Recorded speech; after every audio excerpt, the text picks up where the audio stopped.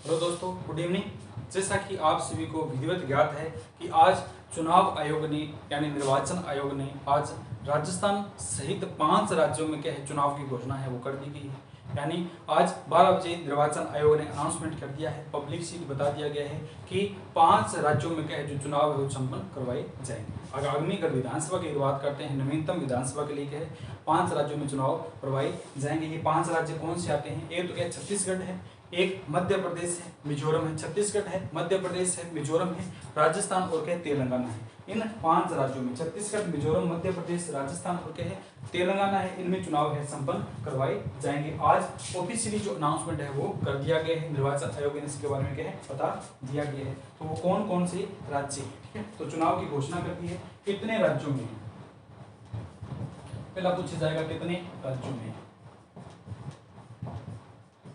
राज्य अपने कितने हैं? 5 राज्यों में घोषणा कर दी है। पहला अगर हम बात करते हैं तो कौन सा? छत्तीसगढ़ है, छत्तीसगढ़ है। दूसरा मध्य प्रदेश, तीसरा मिजोरम,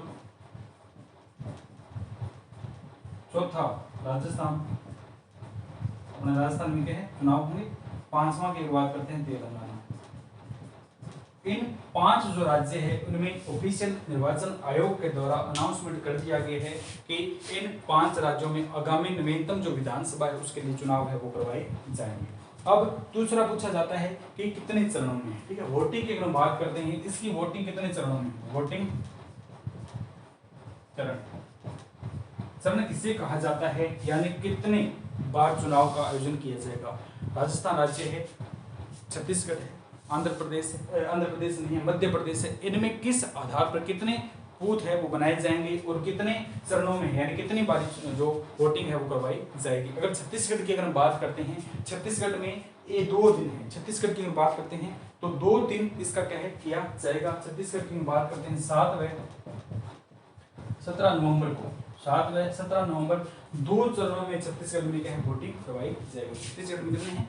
2 चरण में वोटिंग प्रक्रिया है वो पूर्ण होगी। एक तो अगर हम बात करते हैं 7 है और दूसरी कौन सी आती है? 17 नवंबर है। एक तो 7 नवंबर को है और दूसरा 17 नवंबर को है वो वोटिंग करवाई जाएगी, ठीक है।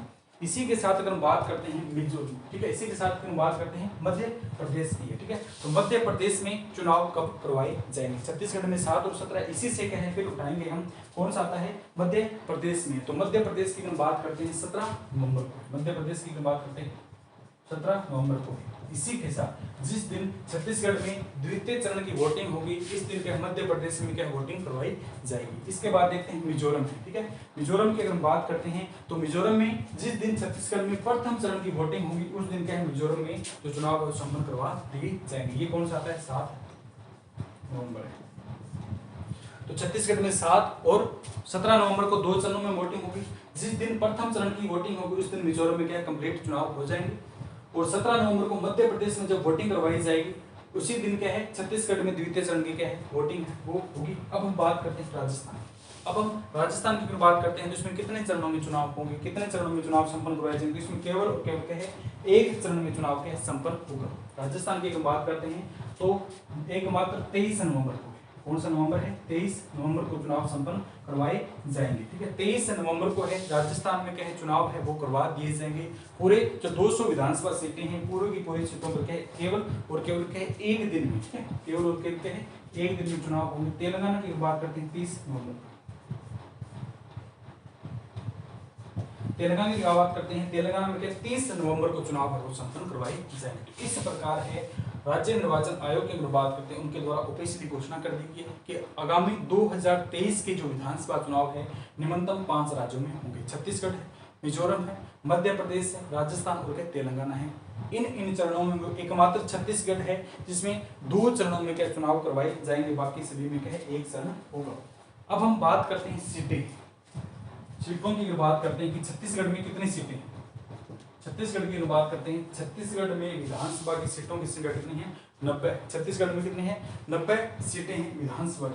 मध्य प्रदेश की हम बात करते हैं तो मध्य प्रदेश में सीटें कितनी हैं? मध्य प्रदेश की हम बात करते हैं तो 230 सीटें। मध्य प्रदेश की अगर बात करते हैं, मध्य प्रदेश की वर्तमान की विधानसभा की सीटें टोटल कितनी है? 230 है। 230 जो सीटें हैं वो मध्य प्रदेश की है। मिजोरम की अगर हम बात करते हैं तो मिजोरम में कुल विधानसभा की सीटें कितनी है? 40।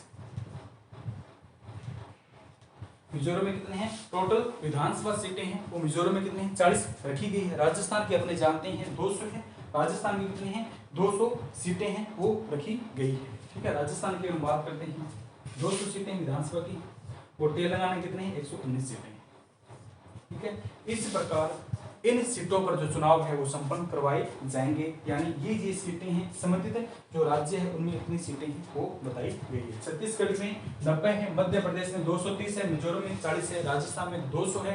और अगर हम बात करते हैं तेलंगाना में है, तेलंगाना में सीटों की संख्या की हम बात करते हैं वो 119 है। ठीक है, अगर हम बात करते हैं छत्तीसगढ़ में वोटिंग कितनी आएगी, बहुमत कब प्राप्त होगा, ये तो पता ही।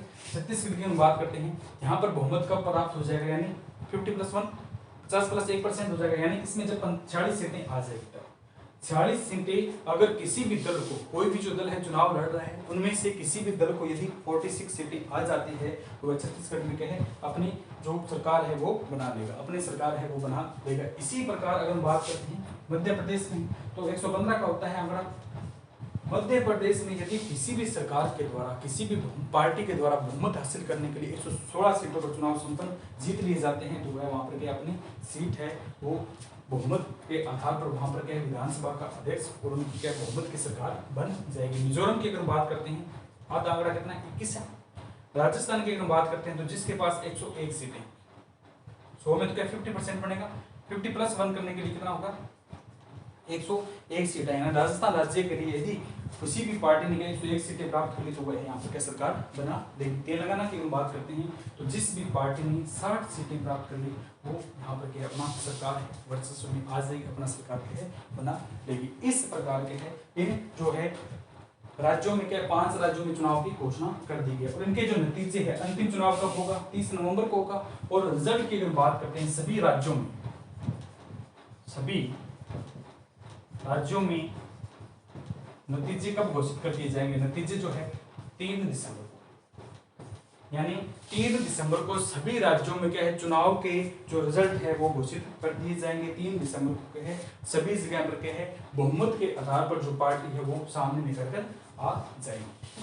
तो आज ऑफिशियली अनाउंसमेंट किया गया था इन बातों का, तो इन बातों का ऑफिशियल जब अनाउंसमेंट किया गया था तो निर्वाचन आयोग ने जिस भी अनाउंसमेंट किया 12 बजे अनाउंसमेंट किया था, तो 12 बजे जैसे अनाउंसमेंट किया है, अनाउंसमेंट करते ही क्या है राज्यों में क्या आचार संहिता लागू हो गई और यह जो आचार संहिता है वो अगले 55 दिनों तक लागू रहेगी। यानी आगामी आने वाला जो 5 दिसंबर है तब तक यह जो आचार संहिता है वो लागू रहेगी। यानी किसी भी प्रकार का जो नवीनतम कार्य है उसका शिलान्यास से किसी प्रकार का नवीनतम कार्य नहीं कर सकते हैं।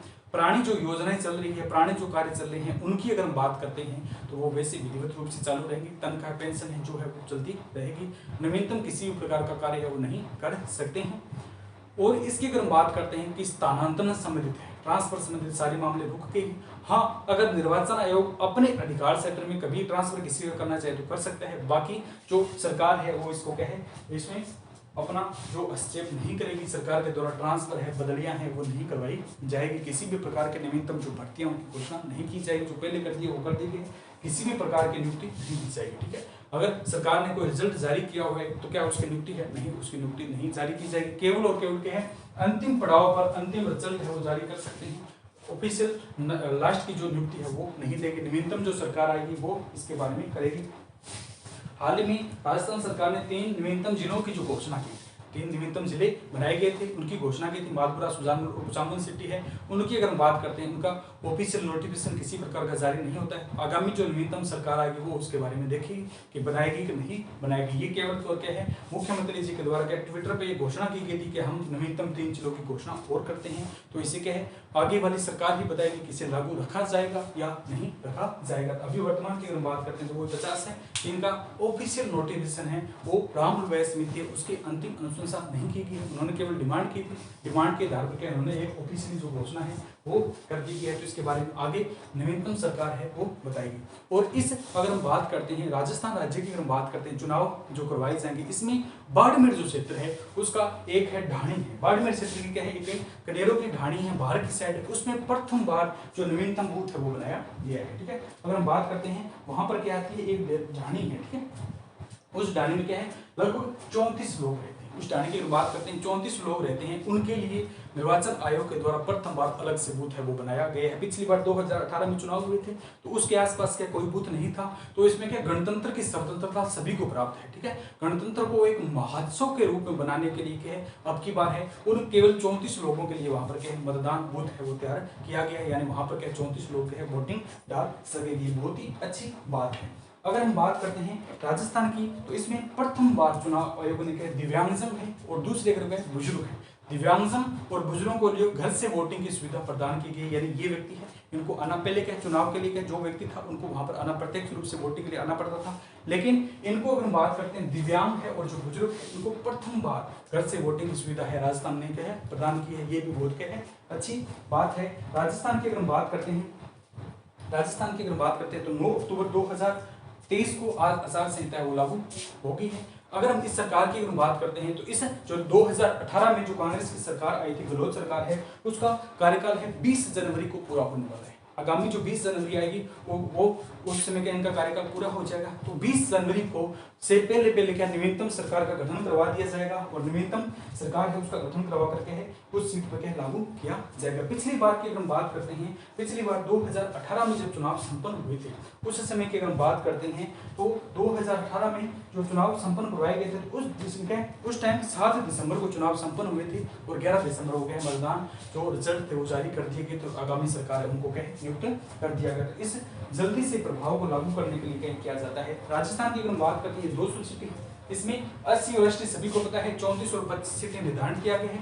ये अगर कुल सीटों की अगर बात करते हैं ये इनके लिए आरक्षित है। 80 और 80 की बात करते हैं कि 80 और 80 के लिए राजस्थान विधानसभा में कितनी सीटें आरक्षित है, 59 है। 141 है वो अन्य कैंडिडेटों के लिए बच जाती है और अन्य कैंडिडेट है वो इस पर चुनाव लड़कर आते हैं।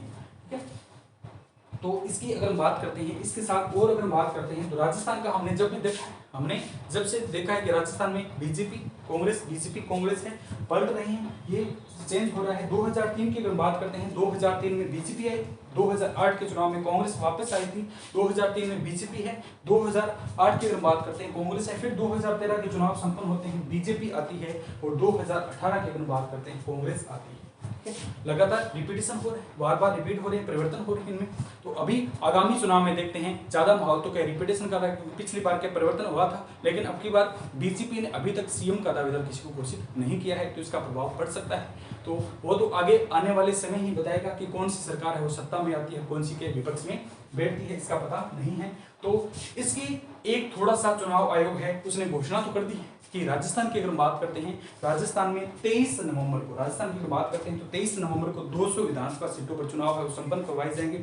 लेकिन इस दिन क्या है, देव उठनी एकादशी। इस दिन क्या है, देव उठनी क्या है, एकादशी है। यानी इस दिन राजस्थान की अगर बात करते हैं तो इस दिन जो क्या है शादियां स्टार्ट हो जाएगी, शादियां क्या है स्टार्ट हो जाती है। इस दिन अबूझ सावा होता है।